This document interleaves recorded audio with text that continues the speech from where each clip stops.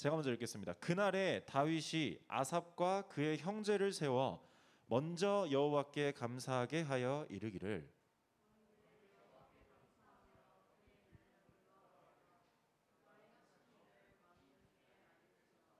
그에게 노래하며 그를 찬양하고 그의 모든 기사를 전할지어다.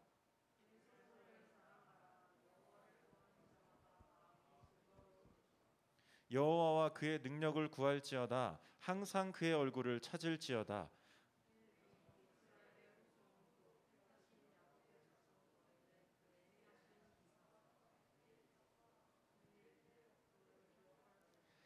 그는 여호와 우리 하나님이시라. 그의 법도가 온 땅에 있도다.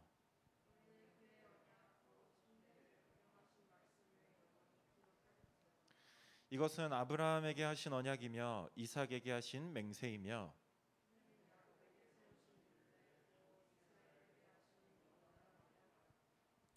이르시기를 내가 가나안 땅을 내게 주어 너희 기업의 지경이 되게 하리라 하셨도다.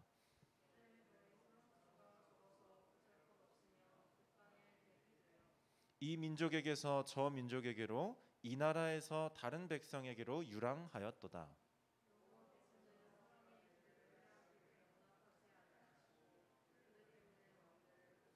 다 같이 이르시기를 나의 기름 부은 자에게 손을 대지 말며 나의 선지자를 해하지 말라 하셨도다.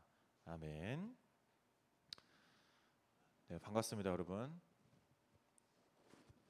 반갑습니다. 오랜만에 보는 친구도 있고 또 새롭게 머리를 하신 분도 계시고 확실히 시험이 끝난 느낌이네요. 그리고 매우 무더운 여름이 온 느낌인데 기상청 조금 열받지 않아요, 여러분? 한 3주 전부터인가 3일 후에 비가 온다 그래서 3일 후에 보면 또 3일 후에 비가 온다 그러고 계속 미뤄졌잖아요. 한 2주 동안. 그러다가 갑자기 장마가 끝났대요. 그래서 개인적으로 장마를 좋아하게 된 사람인데 조금 아쉽다라는 생각을 가지고 있습니다. 저희가 코로나가 좀 심해져가지고 원래 온라인으로 하려다가 오프라인이 가능하게 됐어요. 제가 단톡방에 올린 것처럼 오프라인 대면 예배가 가능하게 돼가지고 오늘 이렇게 딱 19명에서 예배를 드리게 됐습니다. 네, 여러분 혹시 최근에 생겼던 오해가 있나요? 오해가 생긴 적이 있나요? 최근에? 전 옛날에 저희 친형이랑 대화를 하다가 오해가 되게 많이 생겼었어요. 되게 많이 생겼었어요. 왜냐하면 저희 형은 성격이 되게 빨라요. 빠르고 결정도 빠르고 막 다 그래요. 근데 저는 되게 느려요. 그렇기 때문에 서로 말이 오가는 과정에서 오해가 생기고 뭐 그러더라고요. 요즘에는 나이 들어서 많이 안 생기는데 오해가 많이 생겨요. 오해는 왜 생길까? 여러분, 오해는 왜 생길까요? 뭐라고요? 달라서. 뭐가 달라서? 뭐라고요? 관점이 달라서. 그렇죠. 어떤 관점이 다르냐면 조금 더 디테일하게 설명을 해보면 나는 하고 싶은 말을 앞에다가 말하는 사람이에요. 내가 하고 싶은 말을 먼저 하고 설명을 해. 근데 상대방은 자기가 하고 싶은 말을 다 한 다음에 맨 뒤에 핵심을 이야기를 해요. 그러면 둘이 이야기를 할 때 나는 저 사람이 맨 앞에 중요한 본인이 하고 싶은 이야기를 맨 앞에 하겠구나 라는 생각을 가지고 듣는단 말이에요. 그러면 상대방이 이야기를 할 때 그래서 네 말은 이 말이라고 물어보면 상대방이 아니 끝까지 들어봐 또 설명을 하다가 그래서 네 말은 이 말이라고 아니 끝까지 들어봐 뭐 이런 식으로 오해가 생기기 시작하는 거죠. 그러니까 우리가 오해가 생기지 않기 위해서는 이 사람이 지금 하고 싶은 말은 어디에 있는지, 지금 이 사람의 말은 기승전결 중에서 어디에 있는지, 결론인지 아닌지 서로의 관점이 통일이 돼야 오해가 생기지 않고 소통이 이루어질 수 있다라는 사실을 우리가 일상생활에서도 많이 겪습니다. 여기 형제가 많잖아요. 형제 자매가 많은데 오해가 제일 많이 생기는 사이가 가족인 것 같아요. 그래서 여러분들이 잘 해결해 나가시기 바랍니다. 자, 오늘 본문 말씀에 보면은 역대상 16장이잖아요. 여러분들 이거 본문 말씀 읽을 때 무슨 내용인지 머리에 속에 들어온 사람 한 명도 없을 거예요. 그쵸? 역대상이 뭔지도 모르고 성경에서 어떤 흐름에 있는지도 몰라. 잘 몰라요. 어려워요. 그런데 우리가 이 역대상 16장이 성경 중에서 어떤 흐름에 있는지를 알고 봐야 오해가 생기지 않을 수 있다라는 사실을 우리가 알고 있습니다. 그러니까 이 역대상 16장이 어떤 위치에 있는지, 지금 어떤 상황에 있는지를 우리가 좀 알아봐야 된다. 그래서 성경의 장을 앞으로 넘깁니다. 몇 장까지? 11장까지 쭉 넘겨요. 10장까지. 10장까지 넘깁니다. 흰 티 입은 두 분도 넘겨주시고 맨 뒤에 계신 10장, 역대상 10장을 보면은 여러분 이스라엘의 첫 번째 왕이 누구죠? 사울 왕이죠.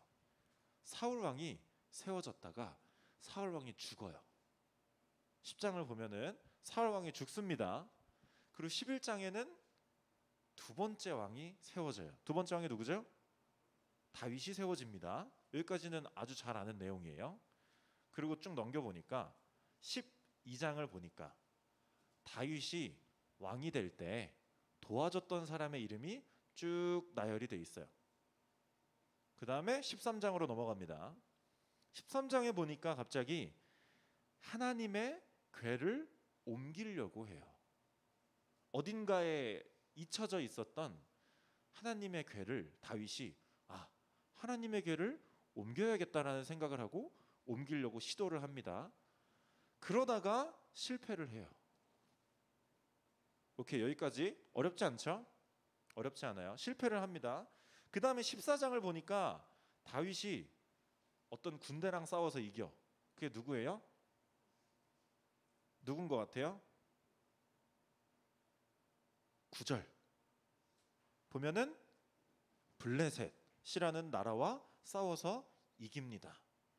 그 다음에 15장에 가니까 다시 13장에서 옮겼던 하나님의 궤, 실패했던 하나님의 궤 옮기는 것을 실행을 해요. 그래서 쭉 15장에서 쭉 보면은 궤를 옮길 준비를 하고 궤를 어디로 옮겨요? 이스라엘의 중심부 예루살렘. 예루살렘은 다윗 성이에요. 다윗 성. 다윗이 예루살렘에 성을 지어서 다윗 성이라고 부릅니다. 여기로 하나님의 궤를 옮겨요. 그 다음에가 어디예요? 16장. 오늘 본문 말씀이에요. 그러면 당연히 이 16장에는 저를 보시면 돼요. 이제 이 16장에는 어떤 것에 대해서 감사하는 내용이 나올까요? 뭐라고요?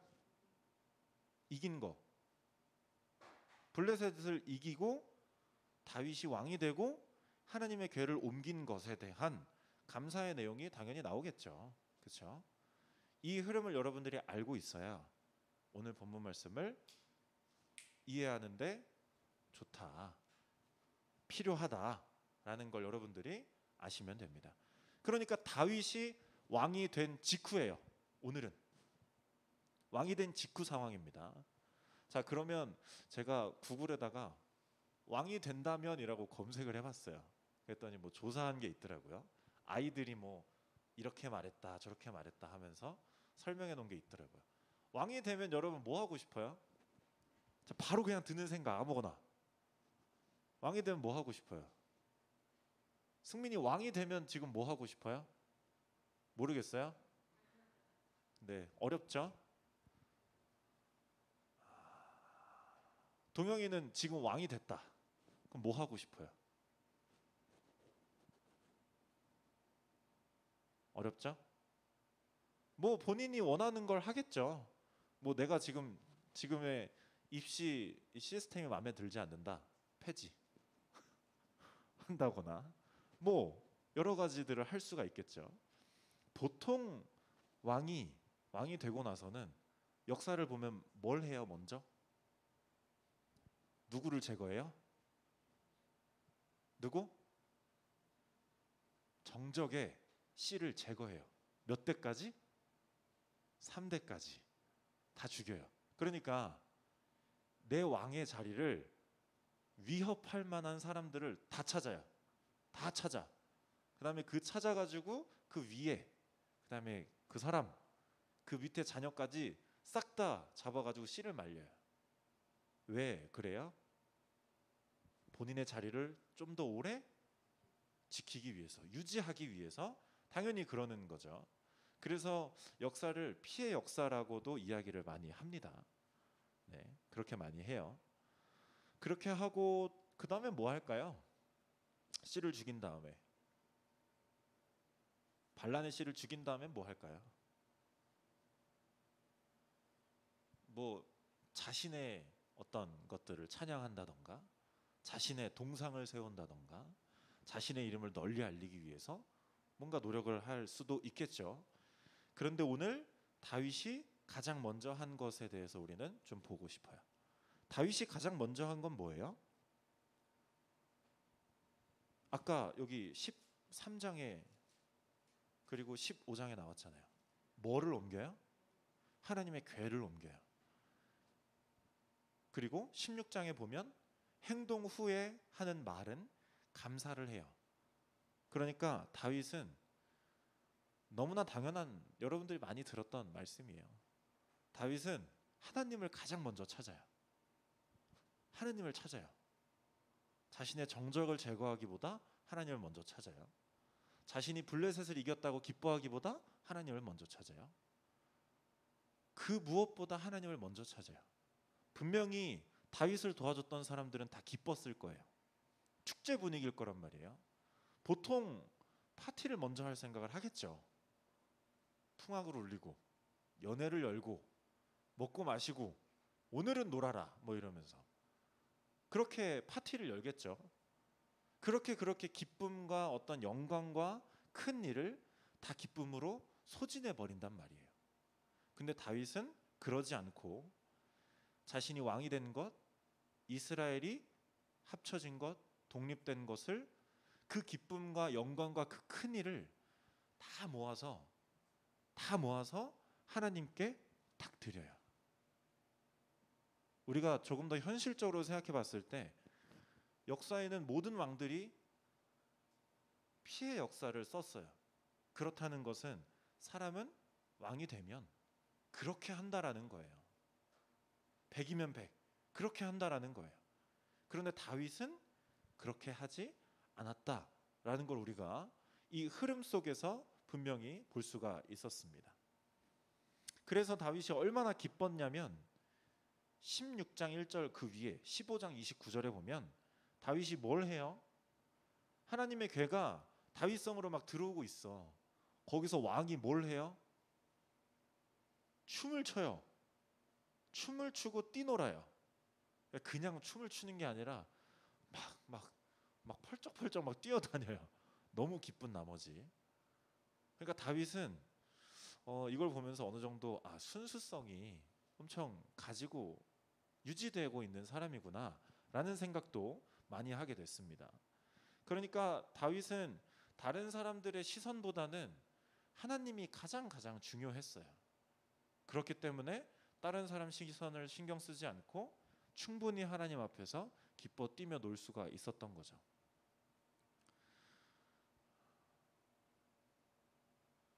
여러분 예배 때 찬양하잖아요. 그러면은 박수를 치거나 뭐 일어선다거나 무릎을 꿇는다거나 손을 올린다거나 하는 행위들이 솔직히 말해서 어색하죠. 그렇잖아요. 어색하잖아요.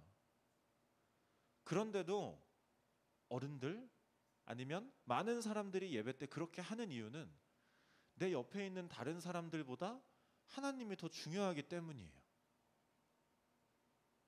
실제로 오늘 예배 때도 찬양할 때 박수를 친다거나 아니면 어떤 여러분들의 어떤 행위가 일어나지 않았어요. 그게 우리의 현실이고 그게 정상이에요. 그치만 오늘 다윗이나 많은 어른들이나 교회 집사님들, 권사님들 이런 분들을 보면 어떤 행위를 한단 말이에요. 근데 그거는 더 오래 다녀서가 아니라 다른 사람의 시선보다 하나님이 더 중요하기 때문에 저런 행동을 하는 거다. 다윗의 행동을 보면서 우리는 그런 마음을 얻을 수가 있습니다. 그래서 오늘 그 다윗의 심정이 오늘 첫 절 7절에 나와 있습니다. 7절을 다 같이 한번 읽어볼게요. 7절 시작.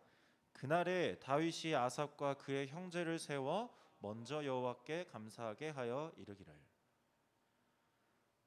여기서 가장 집중해야 될 단어는 먼저예요. 먼저. 저를 보세요. 다윗은 레위 사람은 혹시 뭐 하는 사람이에요? 기억하는 사람? 제사장, 제사 드리는, 따로 어떤 땅을 분배해 주지 않아서 사람들이 드리는 11조로 레위 지파는 먹고 살아갔다 이야기를 했었죠. 그렇게 레위 사람들을 이 성전에서 무엇을 하라고 다윗이 세워요. 그게 4절에 나와 있어요.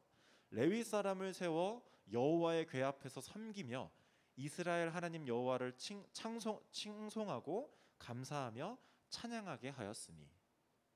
그러니까 다윗은 이런 조직을 세웠어요. 하나님께 감사 찬양 드리기 위한 조직을 세워요. 여러분, 하나의 조직을 세워서 유지하고 어떤 목적을 위해서 진행시킨다라는 것은 엄청나게 에너지가 소모되는 일이에요. 그러겠죠? 저희도 코로나 때문에 좀 이렇게 흐지부지 됐지만 임원단이 있어요.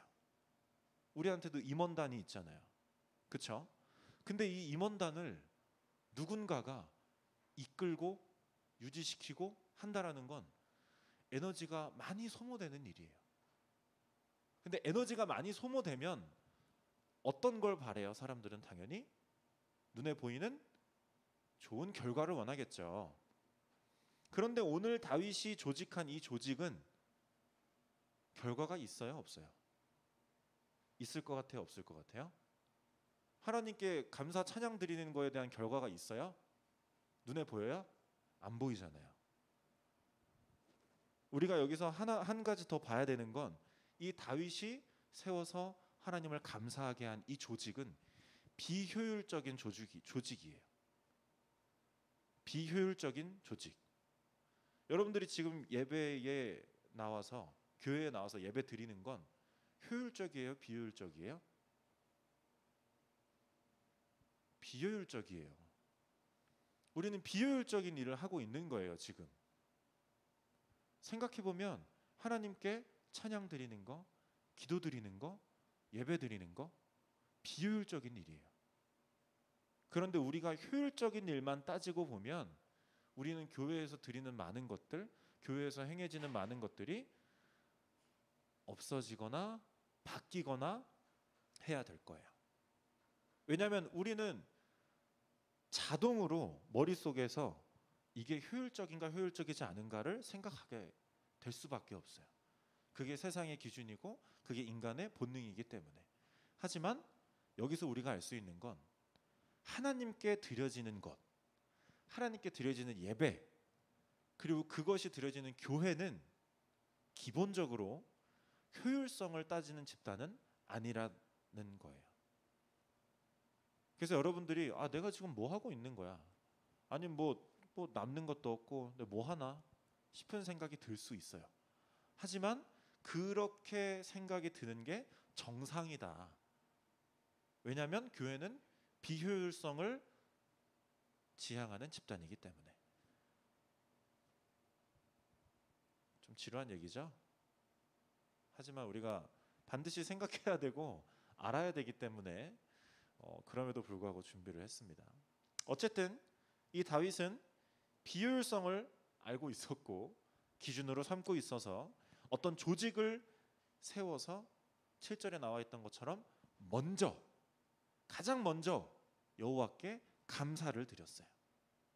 가장 먼저 비효율성을 뚫고 하나님께 감사를 드렸다라는 거예요. 역시나 감사는 계산적으로 하는 게 아니다라는 걸 우리가 이 말씀을 보고 또 알 수가 있습니다. 그렇게 먼저 하나님께 감사를 드리고 찬양해야 된다라는 말이 7절부터 11절까지 쭉 진행이 돼요. 여러분들이 11절 밑에 한 줄을 쭉 그어서 구분이 된다라는 표시를 하시면 될 것 같아요. 11절까지 다윗이 여호와와 그의 능력을 구하고 항상 그의 얼굴을 찾고 구하는 자마다 마음이 즐거울 것이고 우린 노래하고 찬양해야 된다, 이런 말을 7절부터 11절까지 쭉 말해요. 그런데 12절부터 쭉 나오는 내용을 봐야 되는데 여기 진짜 지루해요. 여러분들 지루합니다. 감안하시고 여러분들이 집중해 주셔야 됩니다. 12절부터 보면 이런 말이 나와요. 12절 13절에 보면 다윗이 야곱의 자손인 너희를 야곱의 자손인 너희들을 하나님께서 지금까지 어떻게 끌고 오셨는지를 생각해라 라는 말을 해요. 그러니까 하나님께 감사를 드리다가 갑자기 과거에 대한 이야기를 하는 거예요. 우리가 지금까지 어떻게 하나님께서 이끌어 오셨는지를 기억해라. 그렇게 말하면서 15절 보면은 너희는 그의 언약 곧 천대에 명령하신 말씀을 영원히 기억할지어다. 이것은 아브라함에게 하신 언약이고 이삭에게 하신 맹세고 야곱에게 세우신 율례 곧 이스라엘에게 하신 영원한 언약이라. 갑자기 무슨 언약이라는 단어가 등장을 해요. 그리고 그 언약은 뭐냐? 18절에 나와 있어요. 이르시기를 내가 가나안 땅을 내게 주어 너희 기업의 지경이 되게 하리라 하셨도다. 이런 언약을 주시지 않으셨냐? 라는 말을 다윗이 해요. 도대체 무슨 말인가 싶잖아요. 그죠? 관심도 없고 무슨 말인가 싶기도 하고. 쉽게 정리를 해보면, 자, 창세기를 제가 말씀드릴게요. 창세기에 보면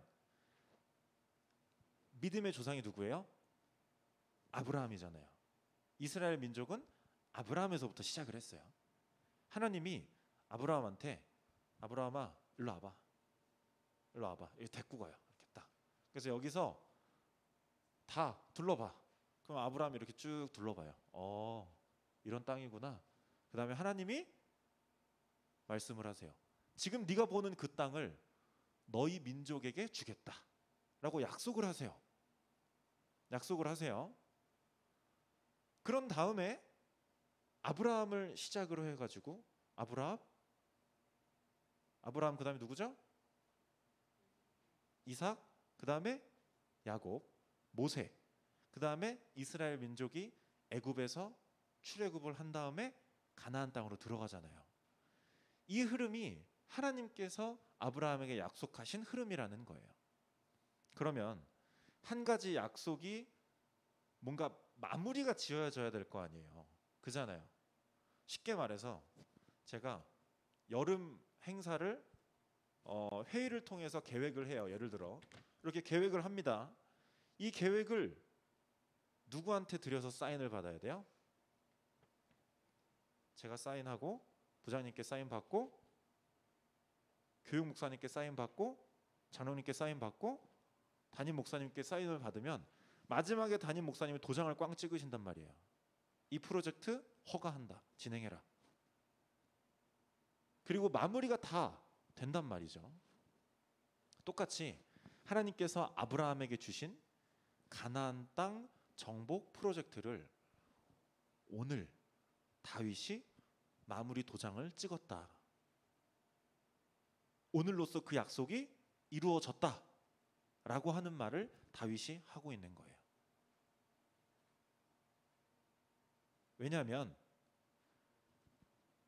남과 북을 통일을 하고 그 다음에 하나님의 궤를 그 나라 정중앙에 갖다 놓고 그 다음에 오랜 원수인 블레셋이라는 민족을 이기고 드디어 이 가나안 땅이 하나님의 땅으로 하나님이 우리에게 주신다라는 그 땅으로 도장이 찍어졌다라고 하는 말을 오늘 본문 말씀에서 하고 있는 거예요.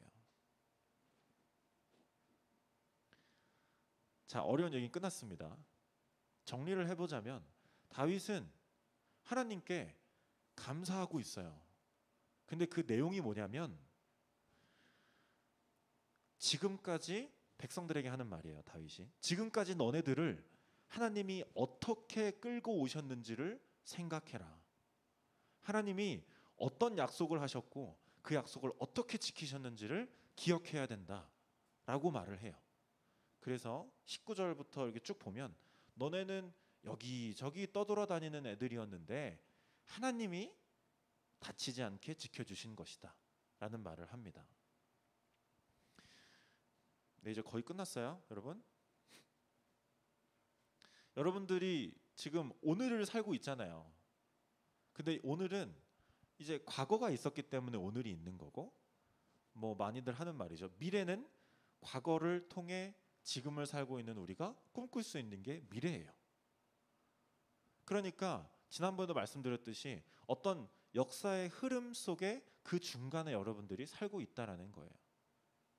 크게 생각하지 않아도 여러분들의 가족, 그 가족의 가족, 여러분들 삶의 지금까지의 삶에 여러 가지 과거, 좋은 기억, 좋지 않은 기억, 고통스러운 기억, 여러 가지 기억과 과거들이 흩어져 있다라는 거예요.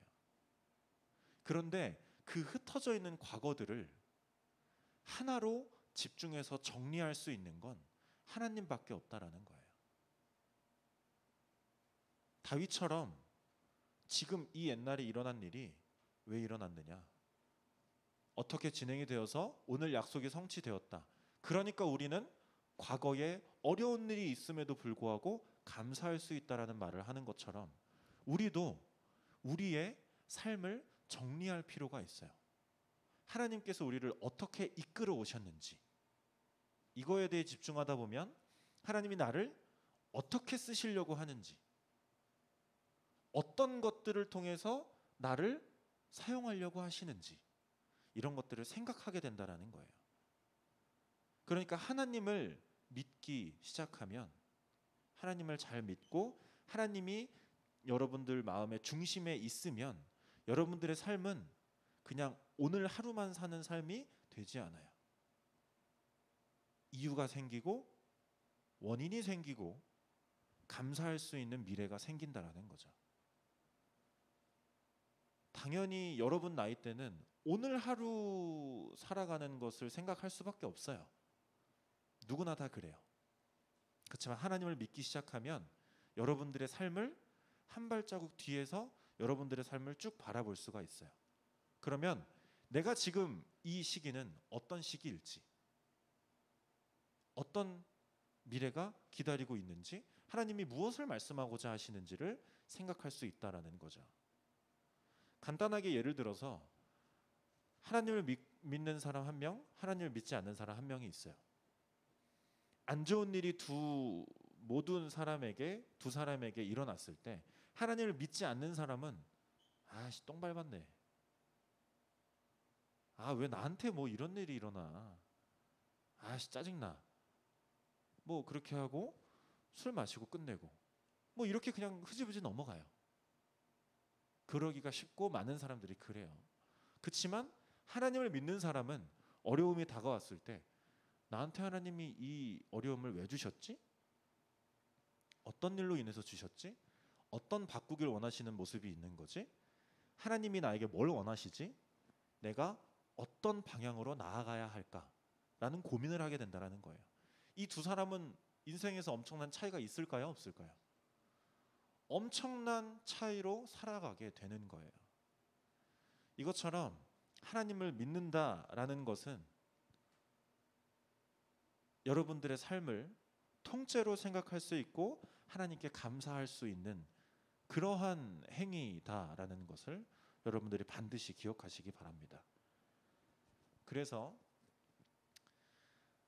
다윗도 왕이 된 후에 바로 하나님께 감사드리고 자신들의 민족을 하나님이 어떻게 인도하여 내셨는지를 감사하고 생각했다라는 것처럼 여러분도 매 순간 하나님을 생각하고 사는 삶.